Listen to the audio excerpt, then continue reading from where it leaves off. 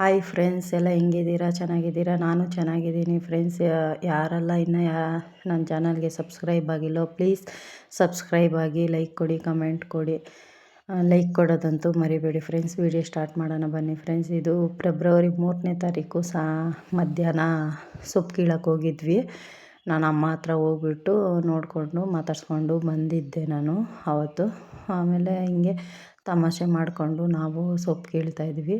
ಈ ತೋಟ ಈಸ್ಕೊಂಡಿದ್ರು ನಮ್ಮ ಮನೆಯವರು. ಅದಕ್ಕೆ ನಾವು 4 ಜನನೇ, ಇನ್ನೂ ಇಬ್ಬರು ಬಂದಿಲ್ಲ.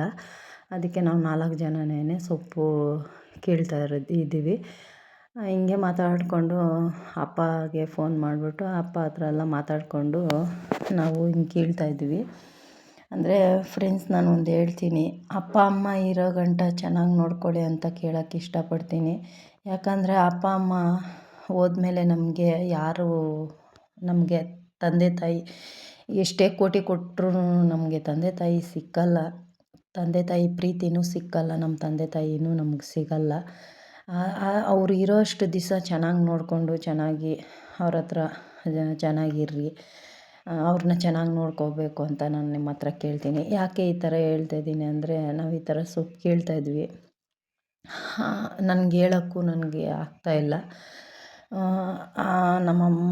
ಆಮೇಲೆ ಫೋನ್ ಮಾಡಿದ್ರು. ಏನಂತ, ಈ ಥರ ಅಮ್ಮ ಹೋಗ್ಬಿಟ್ರು ಅಂತ ಫೋನ್ ಮಾಡಿದ್ರು.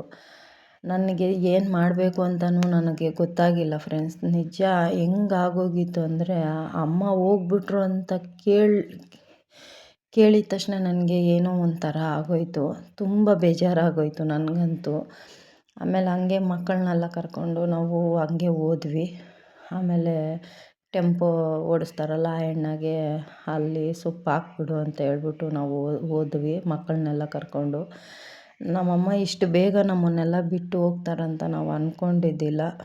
ನಮಗೆ ತುಂಬ ಬೇಜಾರಾಗ್ತಾಯಿದೆ. ಯಾಕೆ ಈ ಥರ ಆಯಿತು ಅಂತಲೂ ಇವಾಗೂ ನಂಗೆ ಅರಗಿಸ್ಕೊಳಕ್ಕೂ ಆಗ್ತಾಯಿಲ್ಲ. ಏನು ಮಾಡೋಕ್ಕಾಗಲ್ಲ ಫ್ರೆಂಡ್ಸ್. ಇದು ಮಾಡಬೇಕಲ್ಲ, ಅದಕ್ಕೆ ಇಷ್ಟು ದಿನದಿಂದ ವೀಡಿಯೋ ಹಾಕಿಲ್ಲ ನಾನು. ಅದಕ್ಕೆ ಇವಾಗ ಇತ್ತಲ್ವ, ಅದಕ್ಕೆ ನಿಮಗೂ ಹೇಳ್ದಂಗೆ ಆಗುತ್ತೆ ಅಂತ ಹೇಳ್ಬಿಟ್ಟು ಅದಕ್ಕೆ ಹೇಳ್ತಾಯಿದ್ದೀನಿ ಫ್ರೆಂಡ್ಸ್. ಸರಿ ಫ್ರೆಂಡ್ಸ್, ಬಾಯ್ ಫ್ರೆಂಡ್ಸ್.